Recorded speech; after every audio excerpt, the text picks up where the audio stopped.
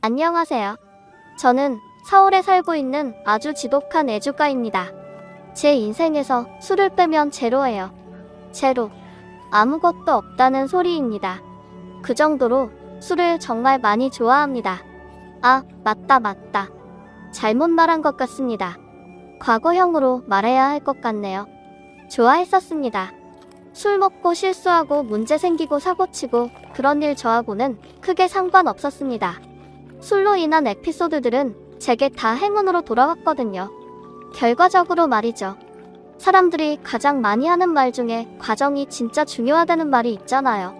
저는 그 과정에서조차도 술이 꼭 있었거든요.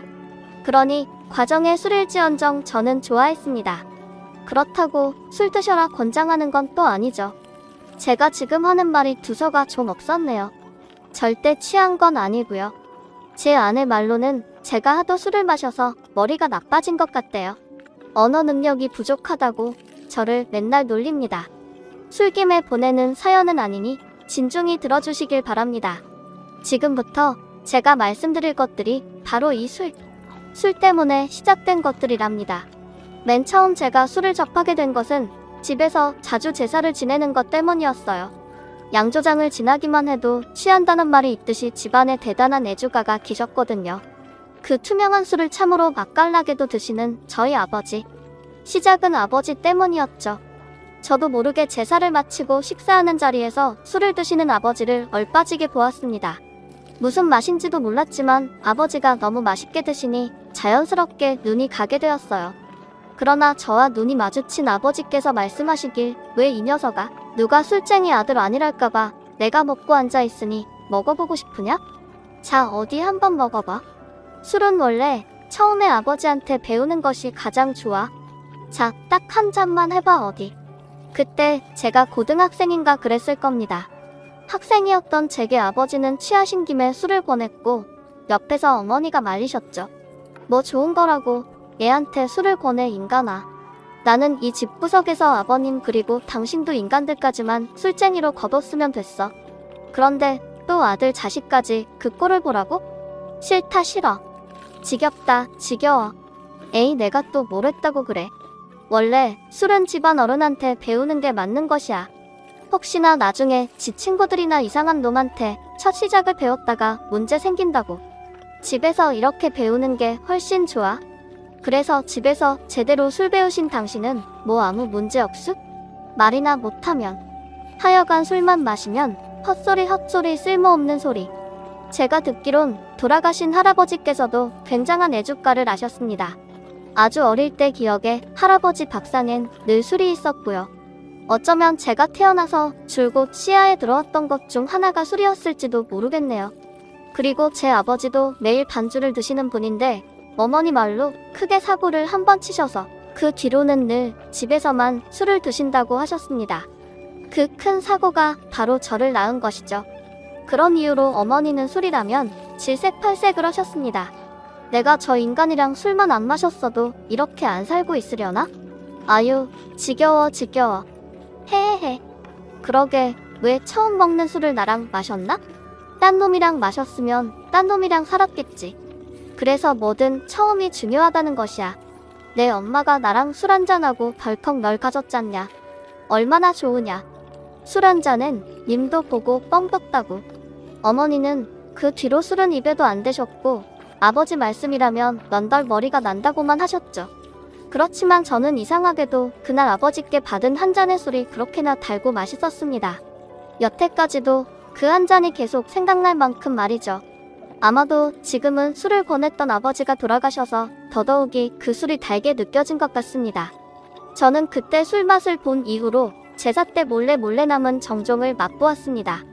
한참 어릴 때였는데도 진짜 달고 그 특유의 향이 너무나 좋았어요. 과자나 맛있는 음식보다도 술이 제일 맛있었어요. 고작 고2짜리가 말입니다. 저는 티 안 나게 몰래 잘 훔쳐 마셨다고 생각했습니다. 한 잔 먹고 알딸딸해지면 1시간 정도 지나서 또 먹었어요. 그러면서 양이 너무 줄었다 싶으면 물을 채워 놓았죠. 어차피 어머니는 술을 한 모금도 안 마실 터이고 아버지는 다른 주종을 드셨거든요. 냉장고에 있는 남은 정종은 어머니가 음식 잡내 제거할 때나 쓰셨습니다. 그런데 그런 식으로 저의 주량이 늘어가고 채워가는 물도 늘다 보니 그만 어머니에게 딱 걸리고 말았어요. 제사가 끝나고 그 다음날 어머니께서 말씀하시더라고요. 어느 정신 나간 놈이 자꾸 정종을 훔쳐먹네. 훔쳐먹을 게 그리도 없나? 술을 훔쳐먹게. 참나. 돼지고기에 정종을 한만 뿌려도 잡내가 안 가셔. 잡내가. 술이 아니라 물인가 보네. 어머니는 제 앞에서 들으라는 듯이 말씀하셨고 아버지는 그 말을 듣고 그저 허허 웃으셨어요. 그때부터 저는 공공연하게 일찍이 술맛을 알아버린 술꾼 타이틀을 가지고 있었습니다. 고2 버릇 100살 간다고 고등학교를 졸업하던 날 저는 술로 인해 가장 큰 실수를 저질렀어요. 저는 술꾼 타이틀에 걸맞게 졸업을 기념하여 친구들과 거하게 술을 마시고 싶었습니다. 그래서 민증을 조작해서 술집에 갔죠. 옛날에는 지금이랑 다르게 생각보다 허술했거든요. 아름아름 알면서도 모르는 척 해주는 것도 있었고요. 저는 술집에 친구들 5과 같고 진짜 고삐 풀린 망아지들 마냥 술을 마셨습니다. 맨날 옴싹옴싹 훔쳐서나 먹었지 그렇게 들이부으니 그렇게나 좋을 수가 없더라고요. 그러다가 친구들이 술만으로는 재미가 없었는지 어느새 옆 테이블 여자분들과 썩을 했어요. 그쪽은 대학교 1학년이라고 하더라고요. 솔직히 너무 성숙하고 한눈에도 누나 같아 보였어요. 어색하게 막 교복을 벗은 티 안 내려고 촌스럽게 꾸민 우리 일행과는 차원이 달랐죠. 그래서 친구들과 호기심에 그 누나들과 합석을 했고 그 중에서 정말 예쁜 애가 있었어요. 그쪽도 제가 싫지 않은지 계속 쳐다보길래 나한테 마음이 있구나 했습니다. 친구들과 다 같이 서로 각각 짝을 쥐어서 헤어졌고 저는 그 예쁜 애와 남았죠. 둘이 남아서 대화를 한참 하다가 근데 왜 아까부터 나 계속 쳐다봤어? 내가 잘생겨서? 아니면 딴 놈들보다 멋져서? 아, 어디 말 좀 해보시지. 그렇게 한눈에 반할 지경이었는지 말이야. 그러자 그 예쁜 애는 한참을 크게 웃었습니다.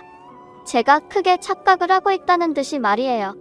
잘생겨서 멋져서 본 것이 아니라 절 얼마 전에 본 적이 있다고 말했습니다.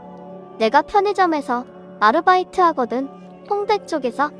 우리 부모님이 하시는 거라서 내가 일해 시간 남을 때. 그때 너 봤어? 그것도 교복 입고 온 거. 너 거기 단골이지? 너야말로 나 모르겠어?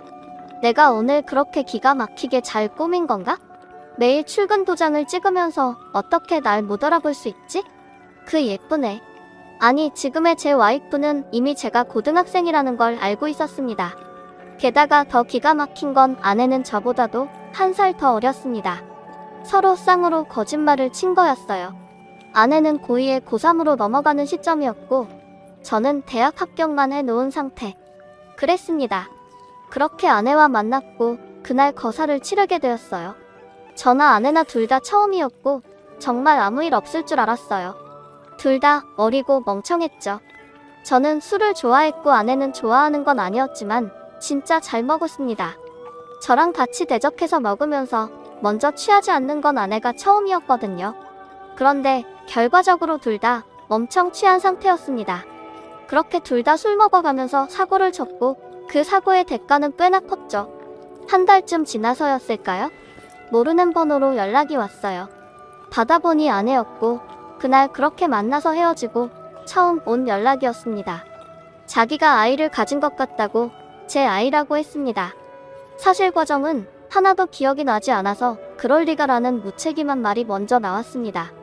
그러자 수학의 너머로 아내가 쌍욕을 하더라고요. 야, 이 십장생아. 18색깔 크레파스 같은 놈의 시끼가. 길거리 다니는 똥개도 지 새끼는 챙기는데 터진 주둥이라고 막 나불거리네. 일을 벌었으면 만나서 이야기를 하자고 하든가 미안하다고 하든가 말을 해야지. 뭐? 그럴 리가? 어디 그 주둥이로 다시 한번 말해봐. 이 애미애비 없을 놈이 말이라고 막 타네. 네가 그렇게 나온다 이거지? 너 지금 어디야? 내가 너네 집 아는 거 뭐 알지? 나 지금 간다. 지금은 아니지만 그 당시에 아내는 많이 거칠었었습니다. 상황이 안 좋자 아내는 사포같이 더 거칠어지더군요.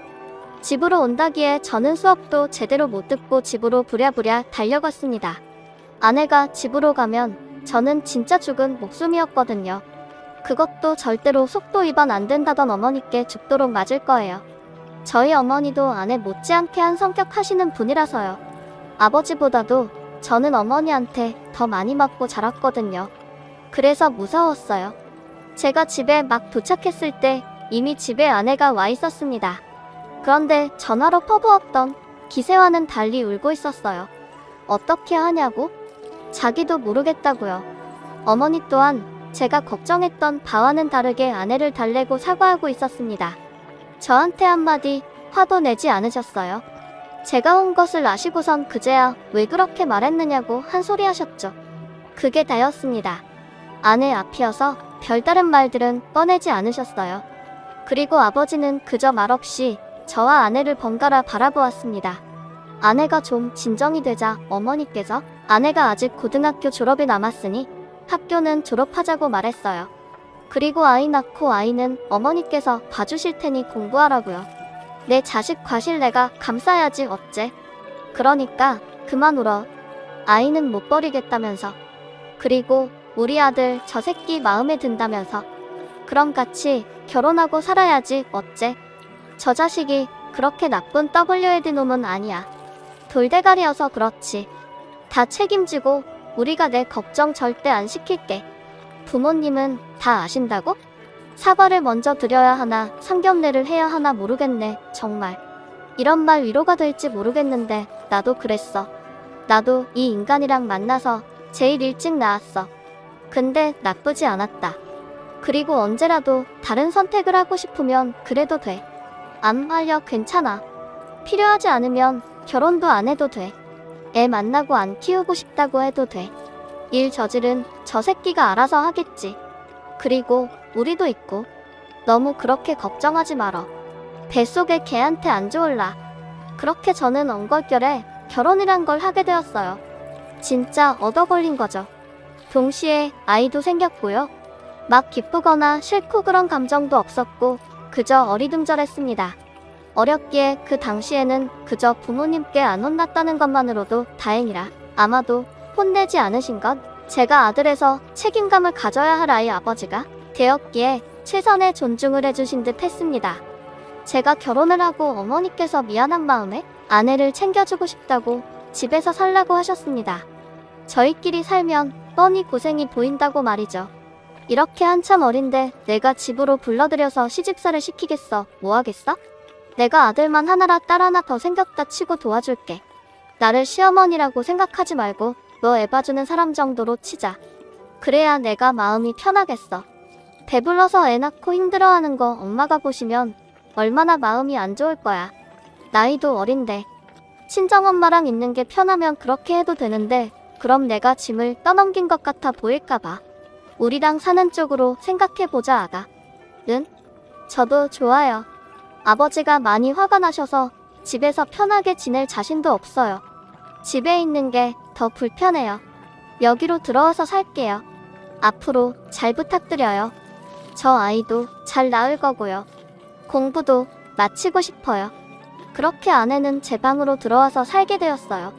아내는 고3까지 마치고 아이를 낳았습니다. 저는 결혼을 꿈꿔본 적도 없고 아이를 생각해본 적도 없었지만 저를 쏙 빼닮은 딸아이가 진짜 예뻤습니다. 이렇게 아빠가 되는 거구나 싶었고 이상하게 벅차올랐죠. 아이 보려고 수업도 겨우겨우 가고 하루에 2시간 3시간 자도 좋았어요. 제가 우는 아이를 달래주면 아이가 저를 보면서 그렇게 예쁘게 웃었거든요. 내가 이걸 보려고 술을 그리 먹었나? 잘했다 싶기까지 했습니다. 그리고 아이를 낳으면 정말 엄마가 되는 것인지 제게 화만 내던 아내가 달라졌어요. 아이도 잘 돌보고 학업도 이어서 했어요. 한 해도 쉬지 않았고 대학에도 붙었죠. 어머니는 아내에게 약속했던 대로 아이를 맡아주셨고 아내는 대학을 다녔죠. 아내와 어머니의 사이는 제가 생각했던 것보다는 꽤 좋았습니다. 아내에게 제일 고마운 것 중 하나이기도 했고요. 어머니는 조건 없이 도와주신다고 하셨지만 아내는 막연히 도움만 받지는 않았습니다. 며느리로서도 잘했고 진짜 딸처럼 저희 부모님을 챙겼습니다. 어쩌면 저보다도 더 나았고 그 덕에 집안 분위기도 더 좋아졌어요. 나중에는 저희 어머니께서 절 칭찬하기도 했습니다. 뭐 하나 제대로 하는 것도 없이 술만 처먹는 놈이 유일하게 잘한 일이라고요. 복덩이를 2식이나 안고 들어왔다고 했습니다. 욕인지 칭찬인지 모르겠지만 우선 기분이 좋으니 웃고 말았죠. 사고 쳐서 아이를 낳았지만 고난은 하나도 없었어요. 그 모든 게 부모님 덕이었고요. 그리고 장인 장모님께서도 저를 크게 원망하지 않으셨어요. 그것 또한 저희 어머니께서 본인이 죄인인 것처럼 직접 찾아가서 앞으로의 책임에 대해서 잘 설명해 주셔서 그런 듯합니다. 말 그대로 저는 부모님 덕을 톡톡히 본 것이죠. 왜 자식은 정작 그렇게 한없이 받을 때는 그 고마움을 모를까요? 일찍이 사고를 쳤지만 꼬박 6년을 부모님께서 고생을 해주신 덕에 저희는 아쉬울 것 없이 학교며 직장을 얻었습니다. 제 딸아이가 초등학교에 들어가고 그때쯤에 저의 친구 같은 아버지께서 돌아가셨습니다. 제 인생에서 가장 힘든 시기를 뽑으라면 그때였던 것 같습니다. 막 직장을 구해 정신이 없어서 정작 아버지와는 제대로 술 한잔하지 못했었는데 그런 아버지가 아쉽게도 너무 빨리 가버리셨어요. 저도 아내도 아버지 돌아가신 날 참 서럽게도 울었습니다. 그리고 아버지 장례식장에서 아버지의 사진에 대고 제대로 처음 술 한잔 올렸습니다. 아버지 언제 한번 제대로 대결하자고 하셨는데 이제야 이렇게 한 잔 드리네요. 진짜 죄송해요. 속만 썩이고 나 사는데 정신 팔려서 그 좋아하시는 술 한 잔 못 건네드려 죄송합니다. 그렇게 술 한 잔으로 아버지를 겨우 보내드리고 저희 가족 모두가 일상으로 돌아왔습니다. 그러다 딸아이가 어느 정도 사리 분별이 가능해지면서 질문이 와장창 쏟아지기 시작한 겁니다. 그러면서 아내의 근심이 늘어만 갔죠. 여보, 어제는 우리 딸이 글쎄 사랑이 뭐냐고 묻는 거야. 그래서 엄마랑 아빠가 만나서 사랑해서 우리 딸이 태어난 거라고 했더니 어떻게 만나게 됐냐고 묻는데 순간 나 말 못했다. 우리 애한테는 솔직하게 말하지 말자. 술집에서 만나서 사고 쳐서 내가 생긴 거다. 그걸 어떻게 말해? 실망할 거 아니야. 자기가 그렇게 태어난 거라고 하면 과정이 뭐 그렇게 중요해. 어차피 나는 그때 당신한테 첫눈에 반했었어. 우리 어쩌다 이렇게 되었을지 몰라도 성격도 잘 맞고 죽이 짝짝꿍 잘 맞잖아. 초반에는 삐걱삐걱했을지 몰라도 지금은 사이 엄청 좋고 내 또래 아직도 결혼 못한 놈도 많아. 애도 우리 애가 제일 크고 사이도 당신이랑 내가 제일 좋아서 나는 너무 좋다고 생각하고 살고 있는데 화목한 것만큼 자랑스러운 거 있어. 애도 이해할 거야. 어차피 다 크면 알 텐데 뭐 알아. 하여튼 당신은? 그래도 아내는 죽어도 솔직히 말하지 말라고 하더라고요. 결국에는 아내가 포장한 말로 둘러대었습니다. 소개팅에서 서로 미친 듯이 사랑하고 결혼한 다음에 딸 아이를 낳은 걸로요. 그래도 나이 계산해보면 금방 들통날 거짓말이었는데 말이죠. 그리고 딸 아이에게만 그리 말한 게 아니라 아내는 주변에도 제대로 말을 안 했어요. 부끄럽다고 말이죠. 알고 보니 처가에서도 원래 저희가 사귀고 있었던 걸로 알고 계셨더라고요. 아내 지인들도 저희가 연애만 한 3년 하다가 사고 쳐서 결혼한 걸로 알고 있었죠. 좀 의아하기는 했지만 남들이 들었을 때 단하루로 아이를 가지고 그 이후로 결혼했다고 하면 무조건 안 좋게 볼 것은 뻔하긴 했습니다. 그런데 아내가 그렇게 열심히 포장한 것들을 제가 또 그 술로 인해 다 발설해버렸습니다. 때는 장인어른 생신이었고 아내, 형제 가족들이 모두 모인 자리였어요. 다른 가족들은 술을 못 마셔서 저와 장인어른만 술을 마셨고 일을 하다가 가서 그런지 피곤해서 술이 막 올라왔어요. 그래서 분위기에 취해서 무리해서 더 마셨죠. 그러다 보니 만취해버린 거예요. 그 와중에 처형과 아내가 이야기하는 것이 제 귀에 들려왔습니다. 제가 기억하는 건 이 대화까지였습니다. 그런데 제가 뭐라고 짓거렸는지 아내에게 들어서 알아요. 너무 취해서 기억도 안 났거든요. 아유, 처형 아니에요. 아니에요. 아, 저희가 무슨 3년씩이나 만납니까? 그때 제 여자친구 이름이 아니다. 아무튼 그땐 이 사람 알지도 못했어요. 이 사람이랑은 당일에 만나서 당일에 생겨서 결혼한 거라니까요. 당신 설마 처형한테도 뻥쳤어? 우리 연애 오래하고 애 생긴 거라고. 왜 그랬어? 내가 그거 부끄러운 거 아니라고 했잖아. 결과가 좋으면 되었지. 뭘 또 가족끼리 포장을? 처형 아니에요. 아니에요. 저희는 원나잇. 다음날 일어나니까 입안에서 피맛이 났던 걸 보면 아내가 한 대 친 게 분명해요. 그런데 곧 죽어도 자기가 때린 적은 없었다고 발뺌더라고요. 제가 분명 아내가 손목 욱신거린다고 하는 걸 봤는데도요. 무튼 그날 일로 인해서 저와 아내의 숨겨진 히스토리가 만천하에 다 들통났습니다. 다행히 10여 년 전 일이라서 처가 식구들께 혼이 나진 않았습니다.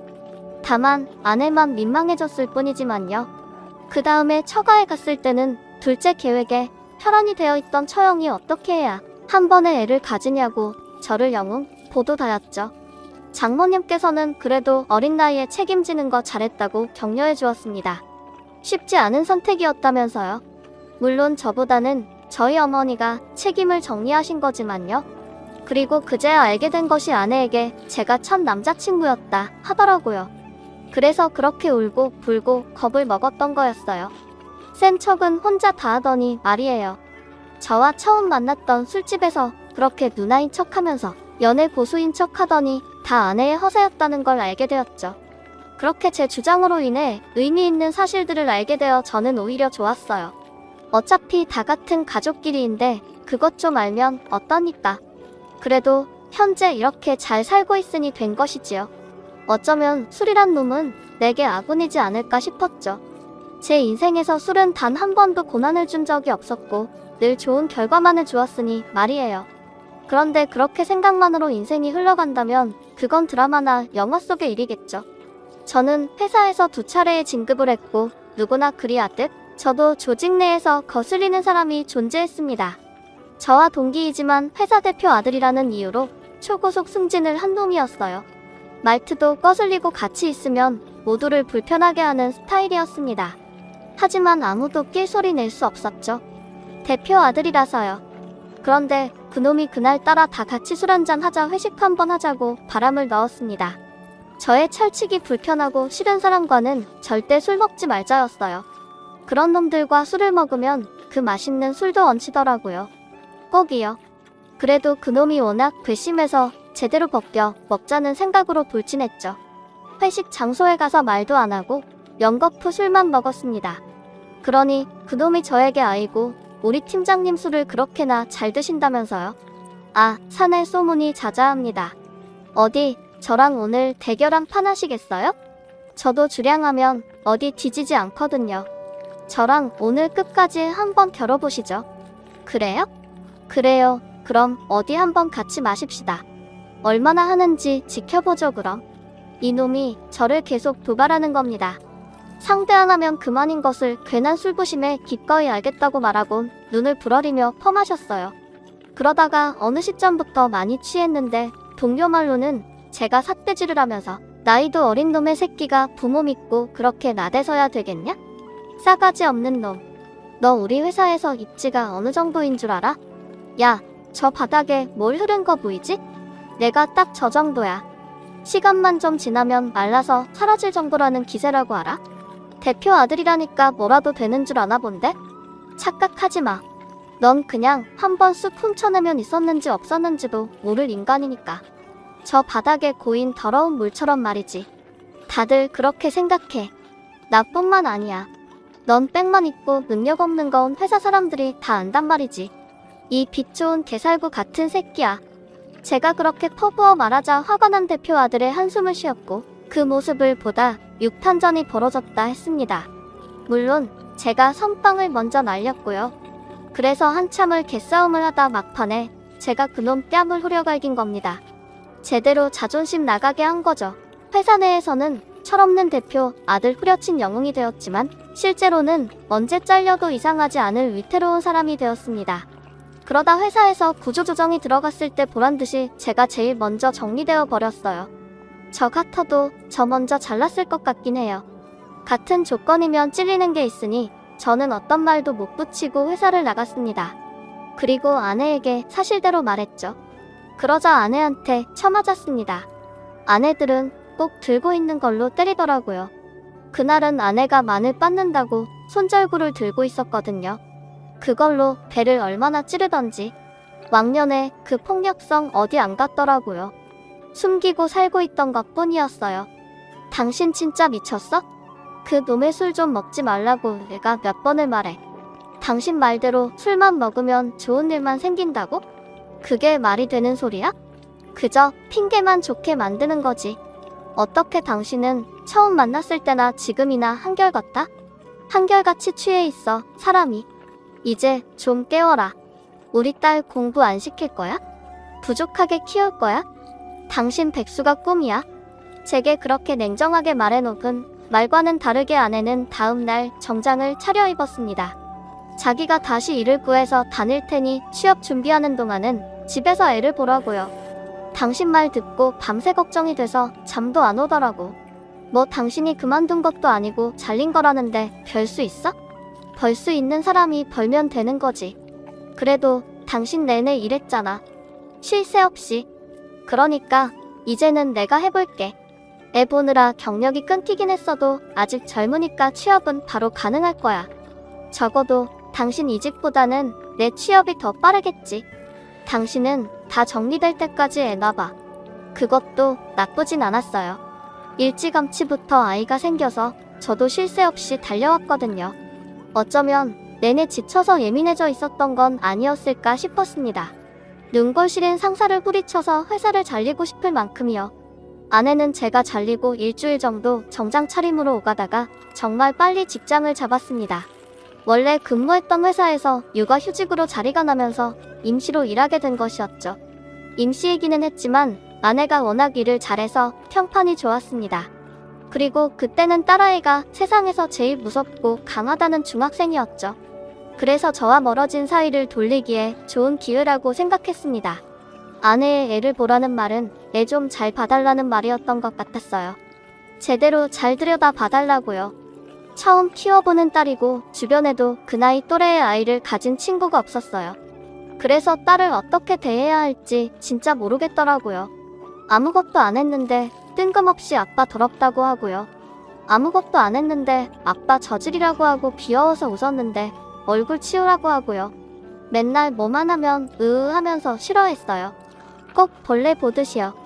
그럼 당연히 싫어하지. 당신 같으면 저렇게 토끼같이 뽀얗고 솜사탕 같은 애가 당신같이 술저러 있고 담배 쩐내 나고 입만 벌리면 헛소리하는 아빠를 좋아하겠어?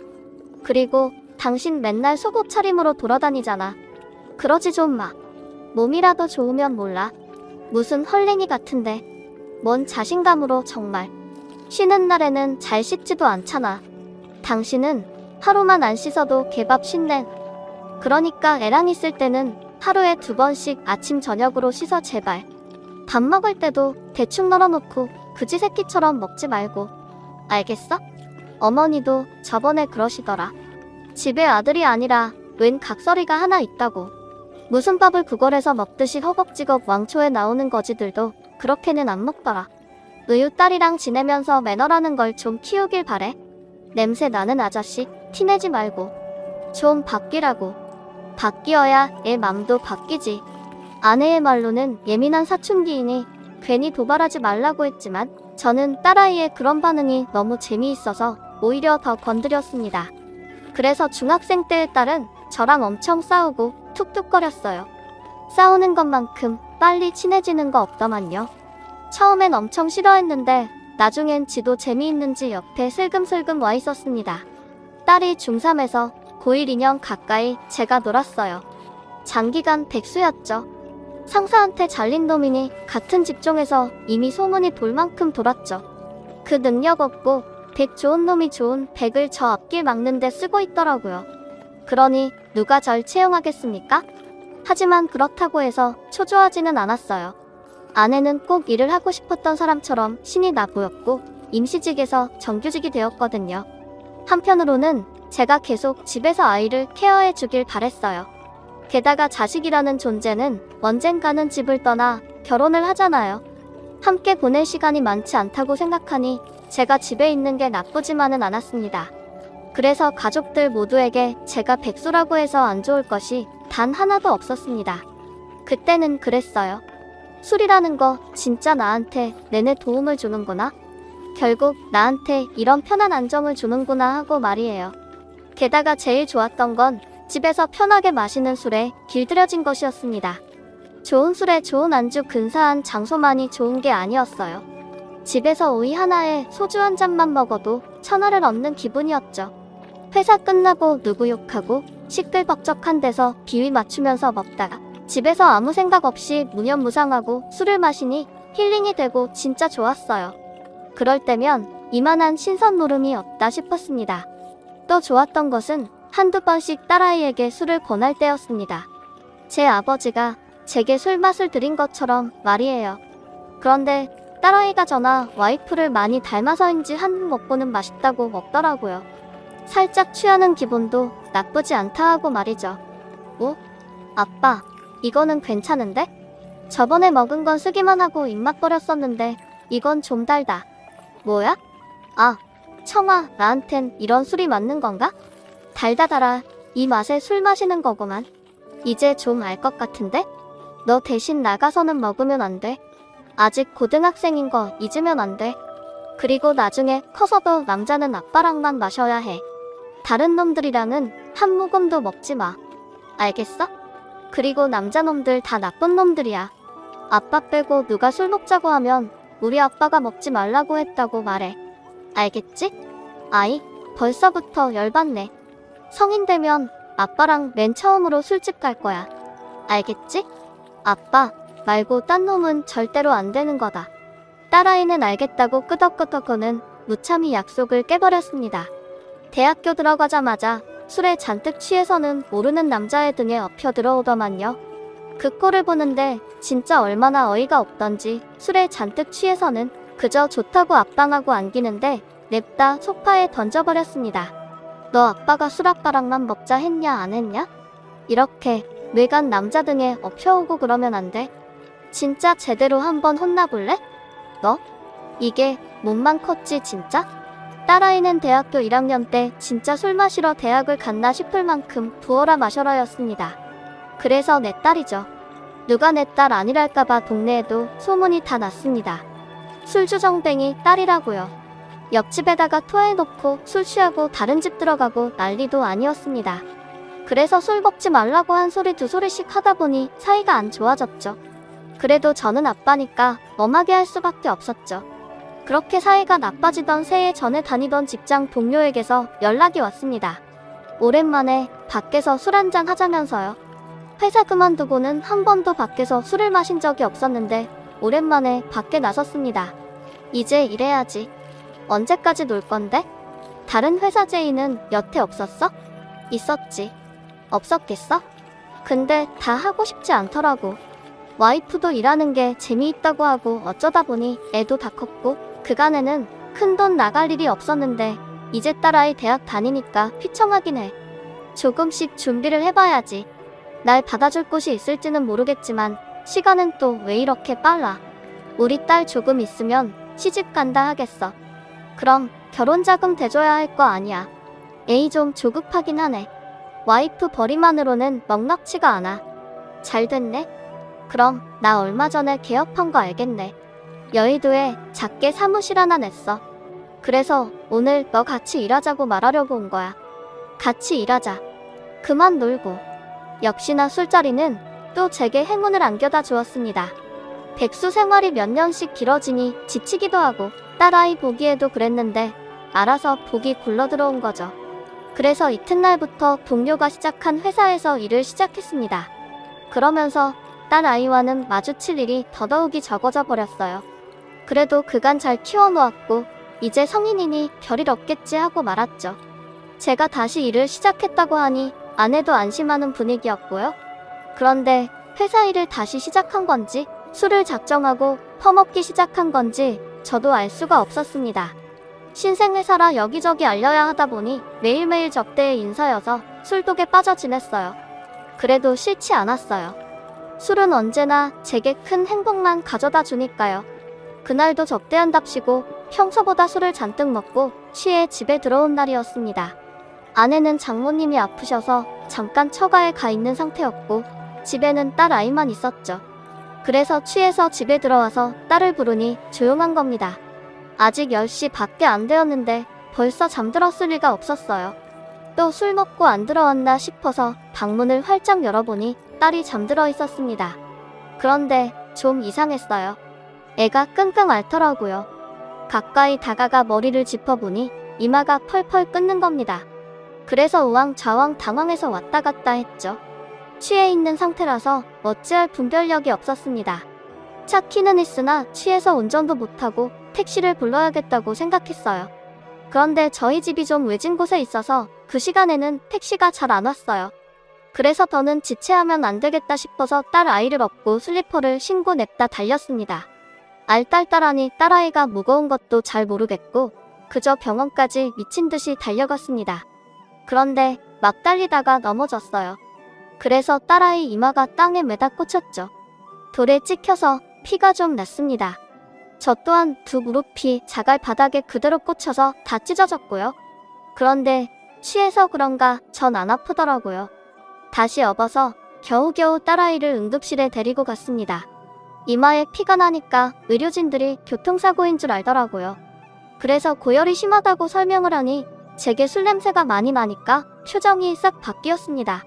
딸아이와 무슨 관계인지 한참을 확인하고는 딸아이를 진찰해 주었죠. 그리고 저는 아내에게 연락을 했고 그 뒤의 일은 잘 기억이 나지 않습니다. 눈뜨니 눈앞에 아내가 있었고 이마에 반창고를 붙인 딸이 절 노려보고 있더라고요. 아빠 진짜 바보야? 이거 이마 어쩔 거냐고. 성형 수술해야 한다잖아. 흉질거래 이거. 아 짜증나 진짜. 아내 내가 술 좀 작작 먹으라고 했지? 술만 안 먹었어도 이런 일 없잖아 당신. 안 그래도 이전부터 계속 말하고 싶었는데 제발 술 좀 끊어. 지겨워 죽겠어. 지겨워. 아내도 크게 호통을 쳤고 딸아이를 데리고 집으로 먼저 가버렸습니다. 저도 뒤늦게 정신 차리고 일어서는데 간호사가 무릎이 심하게 찢어져서 소독 한 번 더 하고 가라고 하더군요. 보니까 몇 바늘씩 꿰매져 있었어요. 그제 아프더라고요.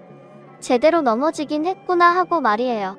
아내 말도 있었지만 저도 진짜 정신 차리고 술을 끊기는 해야겠다 싶었습니다. 그리고 그날을 계기로 딸아이와 정말 멀어져 버렸습니다. 물론 저는 제일 하기 바빴고 딸아이는 취업하고 준비하느라 바빠서였지만 집에서 마주쳐도 서로 말이 없었죠. 제가 일을 시작하고 1년쯤 지나 작았던 회사가 안정을 찾으니 아내는 일을 그만두었어요. 뭐든 다 제자리로 돌아가는 것 같았습니다. 단 하나 딸아이와 저의 사이만 돌아오지 못했어요. 그러던 어느 날 딸아이가 또 술에 취해서 집에 들어왔습니다. 또 처음 보는 남자 등에 엎혀서 말이에요. 제 딸아이 키가 170이라서 아무리 말랐어도 뼈가 두꺼워서 그런가 진짜 무겁습니다. 제가 업어봐서 잘 알죠. 그 남자애가 딸아이 때문에 땀을 비오듯 흘리면서 들어오는데 처음으로 딸아이 걱정보다 남의 아들 걱정이 더 먼저 들더군요. 그 남자애는 제 딸아이를 곱게 누이고는 제 아내에게 물 한 잔을 받아 원샷을 했습니다. 그리고는 저와 아내에게 큰절 한 번을 하더라고요. 이렇게 인사드려서 죄송합니다. 저 따님이랑 만나고 있는 남자친구입니다. 진지하게 만나고 있는지 벌써 1년이 넘었고요. 이런 식으로 인사드려서 정말 죄송합니다. 체력은 부족하지만 심성은 작게 보였어요. 그 남자애가 훗날 제 사위가 되었거든요. 하지만 모든 딸 가진 아빠들이 그러하듯이 저는 사위가 첫인상부터 마음에 안 들었어요. 피죽도 못 먹었나 싶게 삐쩍 말라서는 힘도 못 쓰게 생기고 더더군다나 술을 못 먹는다는 겁니다. 자네 술은 좀 하나? 아, 온 김에 나랑 술이나 한잔하고 가지? 제 물음에 주저주저 하면서 시원하게 대답을 못하는 겁니다. 그래서 아내가 전이랑 소주를 한 병 가져다 주었어요. 셋이서 같이 한 잔씩만 마셔야겠다 싶었죠. 따라 이 남자친구가 어떤지 좀 볼 겸 말이에요. 그런데 이놈이 술을 한 잔 먹자마자 머리를 냅다 상에 들이박는 겁니다. 한 잔 먹고 기절했어요. 그래서 아내랑 둘이 들어가서 안방에 누웠죠. 그리고는 저와 아내 서로 바라보면서 막 웃었습니다. 술 못 먹나 봐. 그런데 우리 딸이랑 어떻게 만났을까? 너무 신기하네. 아참, 나 좀 봐. 내일 저 녀석들 일어나면 먹일 해장국이나 끓여야겠다. 하기는 술 잘 먹고 좋아해봐야 뭐해? 당신처럼 개망나니 같이 살 텐데. 차라리 술 한 잔 못하고 안 좋아하는 게 더 나아. 그래서 우리 딸이 좋아했나? 지 아빠랑 딴 판이라서. 무슨 말도 안 되는. 우리 딸부터 술꾼인데 술꾼이 술 한 잔 못하는 놈 뭐가 좋아 맞나? 살면서 재미없을 건데 당신은 나랑 사니까 그래도 재미는 있잖아. 다음날 사위와 딸아이가 일어나고 아저씨같이 국제로 들이키는 딸아이와 죄송해서 어쩔 줄 몰라 하는 사위를 보면서 참 마음감이 교차하기는 하더군요. 너 이 기집애. 또 그렇게 술 마시기만 해봐? 진짜 가만 안 둬. 참내 누가 누구 보고 술 먹지 말래? 술주정뱅이 원조께서? 나 아빠 딸이야 모르겠어? 부모는 자식의 거울이다. 모르냐고? 아빠부터 고치고 남 지적해. 무턱대고 나한테 술을 먹어라 먹지 말라 하지 말고. 자기는 맨날 숨 쉬듯이 마시면서 나한테만.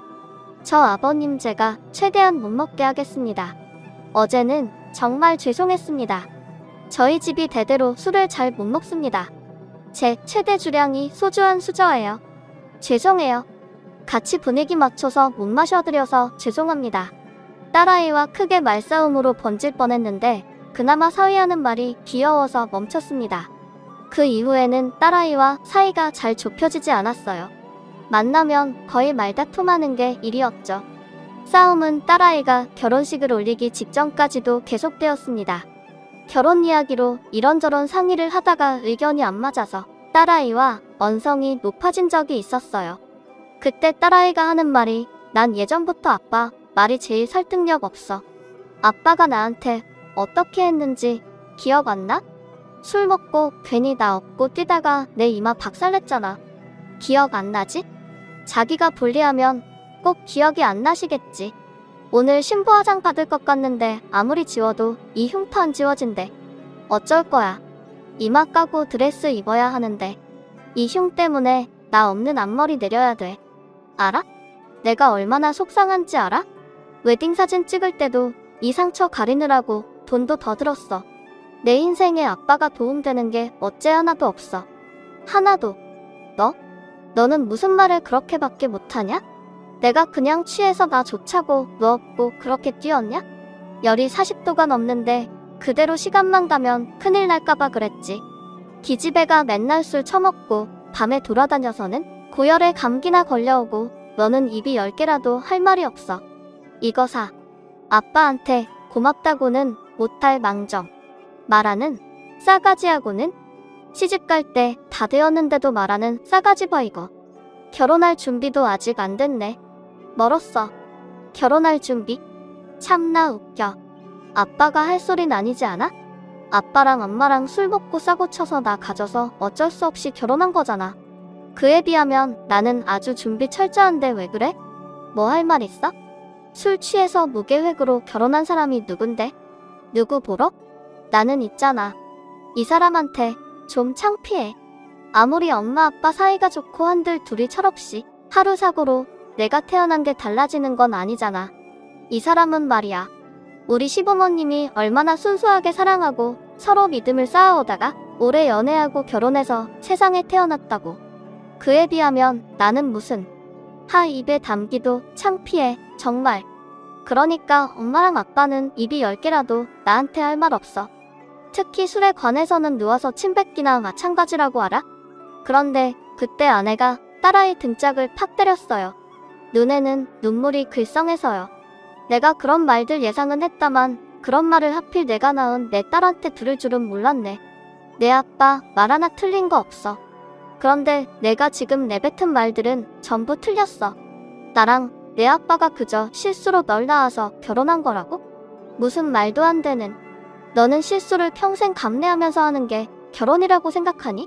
이쯤 왔으면 실수가 아니라 사랑이지.